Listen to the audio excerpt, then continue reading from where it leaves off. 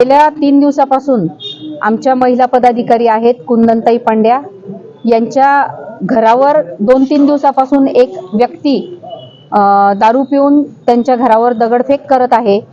त्यांचा मला दुपारी फोन आला आणि त्या प्रचंड रडत होत्या आणि आत्ताच्या आत्ता माझ्या मदतीला पाठवा म्हणून त्यांनी मला सांगितलं। मी लगेच पोलीस स्टेशनला फोन केला, इथून पोलीसही गेले आणि गुन्हा दाखल करण्यासाठी त्यांना पोलिसांनीच इथे सांगितलं की तुम्ही पोलीस स्टेशनला या, आपण बघू। परंतु त्याच्या पुढची घटना महत्त्वाची आहे। त्या इथं गुन्हा दाखल करण्यासाठी आल्या आणि ते ती व्यक्ती स्वतः इथे येऊन त्यांना पोलीस स्टेशनमध्ये धमकी देतात की काय म्हटले ते तुम्हाला, तू तर गेली म्हणे, तू तर आता कामातून गेली। म्हणजे इथपर्यंत जर का कोणी बोलण्याची मजल आहे की पोलीस स्टेशनच्या हद्दीत येऊन ते एखाद्या महिलेला ह्या पद्धतीने शब्द वापरणे आणि दादागिरी करणे आणि धमकी देणे, हे प्रकार कदापि या मतदारसंघामध्ये सहन केले जाणार नाहीत। आमची प्रशासनाला आणि सगळ्यांना विनंती आहे की हे सगळं शांततेत चालू द्या। आम्हाला देखील या मतदारसंघात शांतता पाहिजे, आम्ही शांततेने करतो, परंतु कोणी जर अन्याय करत असेल तर त्या अन्यायाला वाचा फोडण्याचं काम आम्ही करतच राहू। मी कुंदन नरेंद्र पंड्या, मी ठेंगा सोसायटीवर राहते, राजेंद्र प्रसाद रोड। 3 दिवसापासून मला ती व्यक्ती त्रास देते। त्याचं नाव किरण पांडुरंग चौधरी आहे।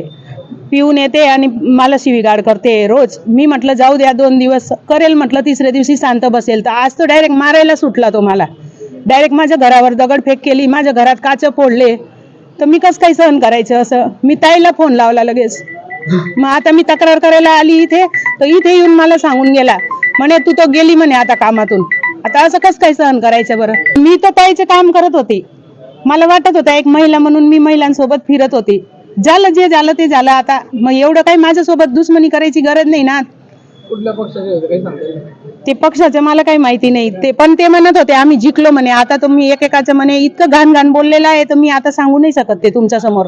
आता बघतो म्हणे एकेकाला, मला सांगितलंय म्हणे त्या बघून घे तू, आम्ही बघून घेऊ तुला, इतकापर्यंत बोलतोय तो। डायरेक्ट धमक्या देतोय, तू बघ म्हणे आणि तुझ्या माणसाला बोलव म्हणे इथे। मी बोलली ना त्याला की बायांशी काय खेळतोय भाऊ तू, तर म्हणे तुझ्या माणसाला बोलव। म्हटलं माझा माणूस रिकामा नाहीये, नाही बोलव म्हणे, सगळ्यांना ठेचतो म्हणे, मारतो म्हणे सगळ्यांना। आणि आता कधी आम्हाला काही झालं, मला किंवा माझ्या माणसाला किंवा माझ्या मुलाला, तर तो व्यक्ती जबाबदार राहणार आहे, हे 100% मी सांगते तुम्हाला। आणि त्याला पकडायला पाहिजे। मी 2 तासापासून इथे आलेली, अजून पण यांचं काही हालचाल नाही। असं थोडी राहता कायदा।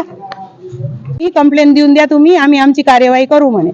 त्याने घरी फोटो वगैरे काढून गेले, काच वगैरे फोडले, दगड फेकले, त्यांचे फोटो पण काढले, आले ते करतील। आता बघू, त्यांच्याकडून आम्हाला त्याची अपेक्षा आहे।